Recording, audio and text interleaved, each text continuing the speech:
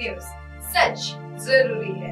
नमस्कार दर्शकों, आप देख रहे हैं MNS न्यूज टीवी और मैं हूं आपके साथ श्रद्धा तिवारी। तो आइए देखते हैं नागपुर से आई हुई खास खबर। नागपुर दक्षिण पश्चिम में कैसा रहा उप मुख्यमंत्री का कार्यकाल।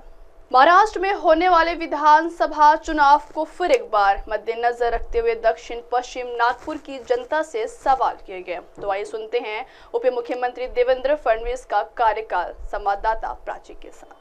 कैमरा पर्सन उदय जी के साथ श्रद्धा की न्यूज MNS न्यूज टीवी के लिए। सांगा काकू आपला परिचय।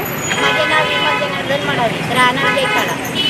बीजेपीचा 5 वर्षाचा कार्यकाल झाला, कसं वाटलं तुम्हाला? तो चांगला वाटला। आता लाडकी बहीण योजनेचे जे पैसे भेटत आहे आम्हाला, त्याच्यात थोडंसं हातभार होते ठेल्यासाठी, पण आम्हाला गरीब माणसाला घर द्यावा, आम्हाला माणूस नाही आहे, 2 लेकरांना पोसावं लागते, तर काहीतरी सरांना गरिबाकडे लक्ष करावा, सर्वे करावा, ज्यांना घरं नाही आहे, जे पण योजना येत आहे ते आम्हाला माहीत नाही होत। आम्ही गरीब माणसं, आमच्याजवळ टचवाला फोन नाही आहे, जेव्हा सांगतील तेव्हा माहीत होते।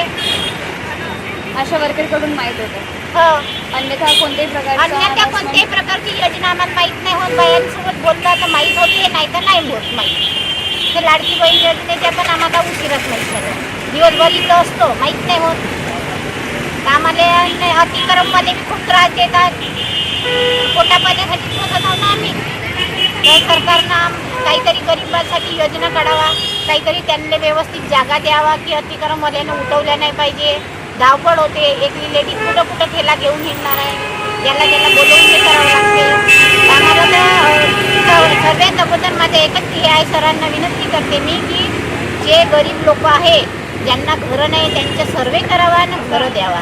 कारण की किराया एवढा वाढून गेला, लाईट बिल वाढून गेला, पण आम्हाला द्यावंच लागते। आम्ही उलट उपाशी राहतो 2-2 टाईम, पण किराया अगोदर देतो, अशी परिस्थिती आहे आमची। हे आता काँग्रेस सरकारची म्हणून राहिली आहे की ते 2000 रुपये देतील आणि बीजेपी सरकारची जे 1500 वाली योजना आहे त्यावर ते उलटफेर करतात, तर याबद्दल काय म्हणणार? याबद्दल काही नाही, पार्टीबद्दल मला काही हे नाही आहे। आमची जे समस्या आहे त्यांनी आम्हाला सॉल्व करून द्यावा। आमची समस्या हेच आहे की आम्हाला राहासाठी छत द्यावं। आम्ही तर मग कसंही पोट पाणी भरतो, किरायाच्या घर 5-5 हजार किराया असते, किती टेन्शन असते आम्हाला गरीब माणसाला। घरकुल योजना पण तर काढली होती ना, घरकुल योजना काढली तर लई डॉक्युमेंट मागते, आमच्याकडे तेवढे डॉक्युमेंट नाही, कास्ट नाही आहे, काही नाही आहे। जिल्ह्यात जावं तर हे कागदपत्र आणि ते कागद कुठून आणायचं, आहे गरीब माणसाची समस्या, भरपूर समस्या आहे। योजना देत आहेत पण त्यामध्ये लई मागत आहे ना, कास्ट आणा, डोमॅशिल आणा, कुठून आणू? आम्ही शिकलोच नाही तेवढेच, आम्हाला कुठून हे होणार आहे? तिकडे जाऊ तर आमच्या धंदा लॉस होईल, उपाशी मरत आहोत आम्ही। मग असं माझं विचार आहे, सरकारने जे बी आहे गरीब गरजू सर्वे करावा। कारण की ज्यांना घर आहे त्यांना घरं भेटत आहे माड्यांचे, पण ज्यांना घरं नाही त्यांना नाही भेटत आहे, हे चुकीचे आहे सर। तर पार्टीचे माझ्या म्हणण्याचं कोणतीही पार्टी असो, आम्हाला घरं देण्यात यावं, एवढं बोलून माझं शब्द। तर त्या योजनेचा कोणता लाभ आहे, नाही आहे? योजना काढल्या तर ठीक आहे, महागाई वाढवली, योजना तर काढून घेतली आहे, पण योजनेच्या मागे खूप आम्हाला आमचं घर परिवार चालवणं खूप मुश्किल झालेलं। डाळ महाग, पेट्रोल महाग, तेल महाग, अन्य महाग, आणि कशा प्रकारे आम्ही आपलं पोषण करावं हे थोडंसं घेऊन बसतो। कॉर्पोरेशनवाले येते, उचला उचला उचला, काल आमच्याशी भाकर नसून गेली। गरीब माणसांनी काय करावं? आम्ही गरीब माणसांनी काय करावं, कुठे जावं? आम्हाला काही सरकार देण्यात येत आहे, ते 1500 रुपये देत आहे, त्याच्यामध्ये सगळं होऊन गेलं का? 1500 देते पण महागाई वाढली, पण तिकडे 1500 वाढले तर इथं किती वाढ आहे? नाशिकची वस्तू हे थोडंसं घेऊन बसतो, त्याच्याही पाठीमागं हे घेतात, ते देतात, रोडावर बसतात, प्लास्टिक बसतात, ढमतं, आणि कशानं आपले पोतं भरा, कशानं आम्ही बाया असलं दवाई, पाणी, औषध, मिठी, शुगर सगळंच लागू आहे आम्हाला। आणि कशानं मुलांचे प्रपंच तर मुलालाच लागू आहे, त्यांचे बायका, त्यांचे पोरं, त्यांच्या पोरांचं शिक्षण, हे आपलं पाठी तर आमचं पाठ। आमच्या मध्ये शक्ती आहे तोपर्यंत आम्हाला करावंच लागेल ना, काही ना काही। म्हणजे 4 पैशाचं फक्त आमचं घेऊन नाही, आमचं माझं म्हणजे कोणच नका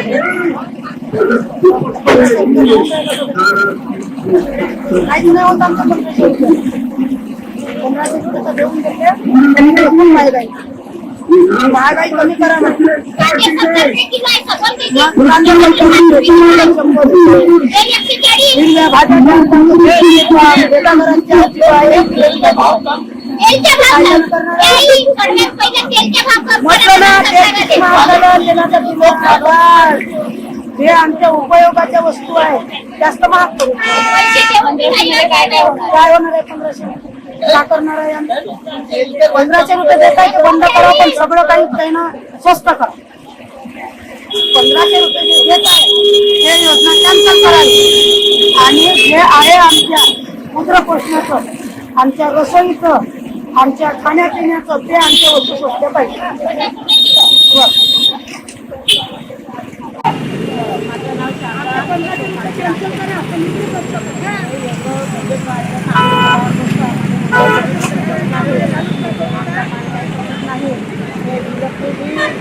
नळाचं बी हे सर्व कमी झालं पाहिजे. अन्य बी कमी याचाही बजेट कमी झाला पाहिजे. सगळ्याचं माझं सोबत आहे. आणि कोणताही मंत्री निवडून हो, आम्हाला खुशी आहे त्या गोष्टीची. खुशीचा प्रश्न आहे. ज्यावेळेस आमचं जर हे बिल कमी नाही झालं तर आम्ही 25 बाया तुमच्या दरवाजामध्ये बसणार आहोत. ही आमची मागणी आहे. हे ज्या विधवा बाया आहेत त्यांना काहीच नाही आहे, त्यांना कमसे कम काहीतरी मदत म्हणून त्यांनी करा आणि त्यांच्यावर विजय करा. पाहिजे ते योजना त्यांनी केल्या सुरू, तर पण योजना सुरू करून काही अर्थच नाही आहे ना. जे आम्ही कोणी पैसे तर बसून कमवतो, आम्हाला ते कमवायलाच नाही मिळत. आम्ही तिथे केव्हा जाणार आहे, केव्हा फॉर्म निघतात, केव्हा काय निघते आम्हाला काही माहिती नाही पडत. काही नाही, आम्ही आपल्या दुकानावरून बसतो आणि तिथून 4 रात्र होती, काही माहिती नाही पडत आम्हाला. कॉर्पोरेशनवाले ते काही उचलून देतात. मग आम्ही काय करा? योजना काय ते जेव्हापर्यंत ते लोक त्यांची सरकार राहते तोपर्यंत योजना राहील. ते गेले की त्यांची योजना बंद, दुसरे आले तरी आपली योजना लावतात. योजना लावून काही अर्थ नाही आहे ना. हे एवढी महागाई वाढली आहे, ते कमी केली पाहिजे. गरिबांना मदत केली पाहिजे. 1500 रुपये देऊन काही अर्थच नाही आहे ना. आता आमच्या सरकारनं तर आपलं स्वतः कमवणं आहे आणि स्वतः करणं आहे. तर माणूस नाही काही नाही, मग आपल्याला आपल्याला करावंच लागतं. त्यासाठी मग आता काय आपण तिथे जाऊन सरकारसोबत आपण बोलू तर नाही शकत. घरकुल योजना नाही काहीच नाही. हे कागदान ते कागदान याच्या लेटर फक्त इकडे कुठे गेलं तर हे कागद पाहिजे, ते कागद पाहिजे. आता आपण फक्त कागदपत्र बनवत बसलं त्याच्यासाठी पैसे पण पाहिजे आणि वेळही पाहिजे. आपल्या पैसे तेवढा वेळ आहे नाही की आपण ऑफिसमध्ये दिवसभर घालवण्यात काही आपण हे नाही करू शकत. आता आपण कुठं दिवसभर हे केलं तर आपल्याला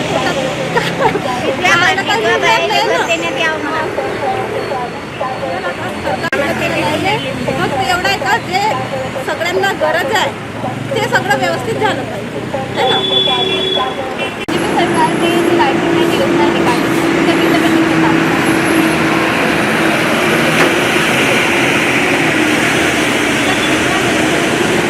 जो भी आपको लगता है सरकार ने अभी किया क्या है? लाडली बहन को जो 4,500 रुपये हमको जो अकाउंट में उन्होंने दिया उसके वजह उनको ना ये महंगाई कम करनी चाहिए थी. महंगाई अगर वो कम करते तो हम जैसे लोगों का नहीं थोड़ा सा अच्छा होता. क्योंकि महंगाई हर चीज़ पे उन्होंने बढ़ा दिया. साबुन से लेके तेल से लेके हर चीज़ पे उन्होंने बढ़ा दिया. जो छोटे मोटे घर वाले जो है ना, जो किराए से रहते हैं, वो लोग सब्जी भाजी खाने के लिए भी 100 बार सोचते हैं कि इतना महंगा कैसे खाएंगे करके. इसलिए उनसे इतना निवेदन करना चाहूँगी कि वो महंगाई बस कम करें. ये जो फ्री का जो सिलेंडर, लाडली बहन के पैसे जो भी दे रहे हैं उनकी वजह वो महंगाई कम करें तो काफ़ी लोगों का भला हो जाएगा. महिला सुरक्षा बारे में क्या कहना है? महिला सुरक्षा के बारे में तो उतना आइडिया नहीं है. महिला सुरक्षा जो रेप होते हैं, लड़कियों को छेड़ा जाता है, रात में जो काम करती है. अब आप एक जो नहीं है आपको काम कर रहे हैं, आपको लेट होता ही होगा रात में.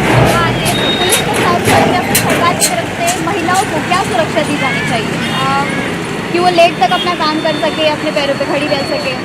हाँ, वो खड़ी तो रहना चाहिए और लेट तो सभी को होता है काम के लिए. लेकिन पुलिस वाले भी तो रात में पेट्रोलिंग करते हैं ना. लेकिन जहाँ सुनसान रास्ते होते हैं ना वहाँ पे वो लोग नहीं होते. खाली रोड रहा या फिर कोई घूमने का प्लेस हो गया या फिर हाईवे रोड हो गया, उन जगह पे वो लोग बहुत कम रहते हैं. वहाँ पे रहे तो ज़्यादा अच्छा है. बाकी ऐसी जगह पे तो आते जाते लोग भी रहते हैं. और चोरी चमारी होती है ना, उसमें वो लोग वक्त पे नहीं आते. अभी कंप्लेंट लिखने